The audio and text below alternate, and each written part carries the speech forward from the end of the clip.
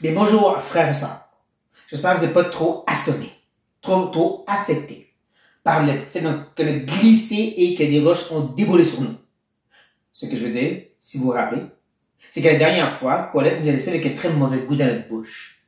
Que même si on fait tout ce qu'on doit faire, suit ses préceptes et sa sagesse, on peut quand même finir, à cause d'un événement fâcheux, à cause de quelque chose qu'on ne peut pas contrôler, dans une circonstance où tout, pas juste le présent, mais même le passé, semble futile. Ben voyons donc. Ne vous inquiétez pas, parce que Colette va nous faire regarder vers Dieu maintenant. Une lueur d'espérance, si vous voulez. Et c'est pas la première fois qu'il fait ça. Au chapitre 2, Colette parle de ses propres expériences et efforts pour essayer de faire du sens du Hevel un déboulé, justement, à cause de la réalité d'un autre événement fâcheux, si vous voulez, la mort. La mort qui enlève tous ses efforts. Mais à la fin de tout, au fond du précipice, il a regardé vers celui qui donne la capacité de pouvoir profiter, qu'on ait beaucoup ou qu'on ait peu. Il va faire un peu la même chose ici maintenant.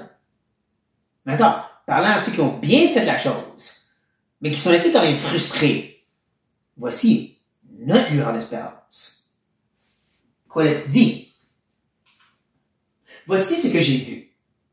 C'est pour l'homme une chose bonne et belle de manger et de boire, et de jouir du bien-être au milieu de tout le travail qu'il fait, sous le soleil, pendant le nombre des jours de vie que Dieu lui a donné, car c'est là sa part.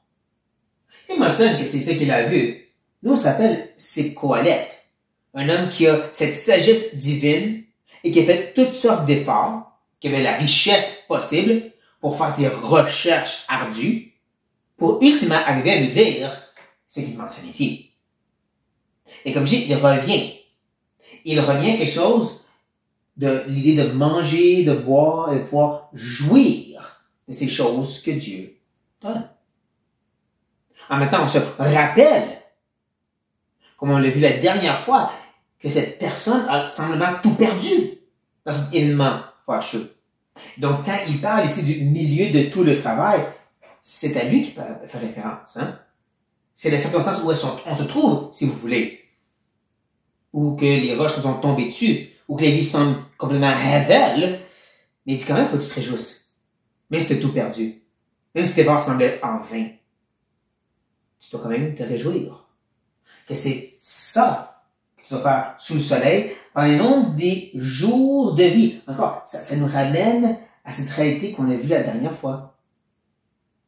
Quand la personne va regarder vers la vie avant, puis ça va avoir l'air tout comme la vexation et la frustration. Mais il doit te réjouir quand même.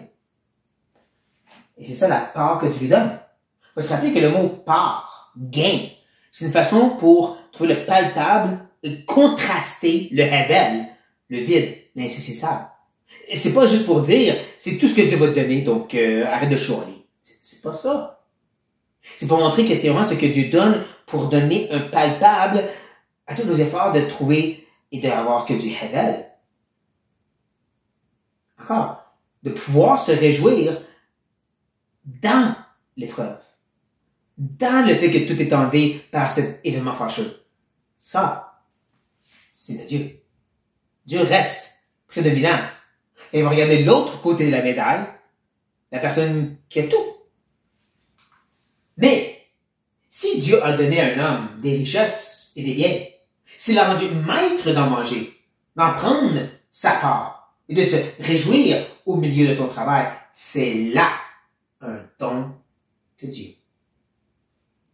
C'est ici qu'il regarde l'autre possibilité. Hein? Au début, il fait tout ce qu'il a à faire, mais finalement, il perd tout au point qu'il ne peut même pas donner à ses enfants à cause du mal fâcheux. Mais là, de l'autre côté, où est-ce que Dieu te donne et ça réussit? Encore, la capacité de pouvoir se réjouir, hein, que ça devient palpable, sa part, c'est un don de Dieu. Ne manquez pas le fil conducteur. Il va nous amener jusqu'à la fin de ces 3 petits versets. Dieu, tout est de lui, par lui et pour lui, Colette nous rappelle.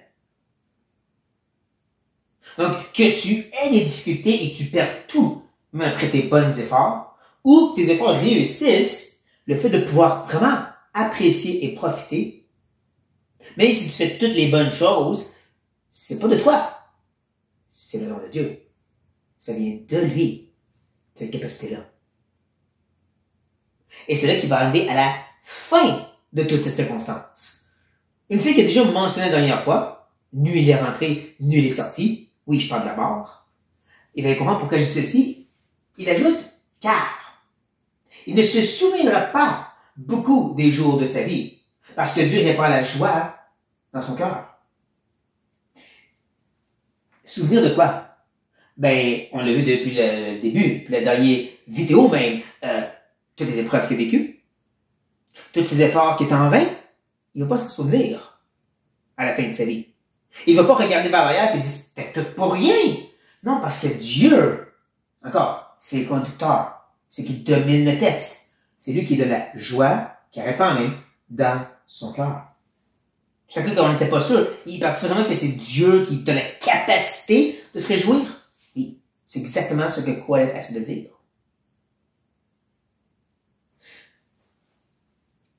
Et je mentionne ici le fait qu'il pointe souvent vers la fin de la vie, et même carrément peut-être la mort après la vie. À cause de cette petite expression ici, il ne se souviendrait pas beaucoup des jours de sa vie. Ça semble pointer à cette réalité de ce qui se passe de l'autre côté. Dans l'Apocalypse, cette lumière du Nouveau Testament qui reflète beaucoup plus pour comprendre l'Ancien. Ça nous parle du fait que Dieu va essuyer tous nos larmes. En d'autres mots, toutes les tristesses et difficultés vont disparaître lorsqu'on va rentrer dans l'éternité future. Rentrer dans sa présence pour toujours. Je pense subtilement, par la direction de l'esprit, ce que Colette essaie de nous dire, c'est ça. Non seulement que dans la circonstance présente, où il y a toutes sortes de difficultés et tout a mal tourné, il va y avoir la joie parce que Dieu la met là, mais encore plus parce que Dieu veut donner une joie qui est éternelle ensuite. Je dirais que c'est un bon rappel pour nous en tant que chrétiens. Parce que quand les épreuves viennent, les mal fâcheux, les circonstances qui nous dépassent, on est des fois trop concentré sur « faut que ça soit réglé ». Faut que Dieu réponde, qu'il guérisse, qu'il restaure, qu'il délivre. Ça devient même un mouvement dans certaines branches chrétiennes. L'idée par la prière, tu vas t'assurer que les choses changent. Que cette difficulté, c'est pour t'amener une grande bénédiction. Des fois, tu vois le mime, le petit dessin où est-ce que Jésus, il tient un gros toutou derrière son dos, puis il veut juste te prendre le petit. Je t'enlève une petite chose pour te donner quelque chose de bien mieux. Nicolas dit non, attends, c'est pas à propos de ça, c'est à propos du fait de l'éternité.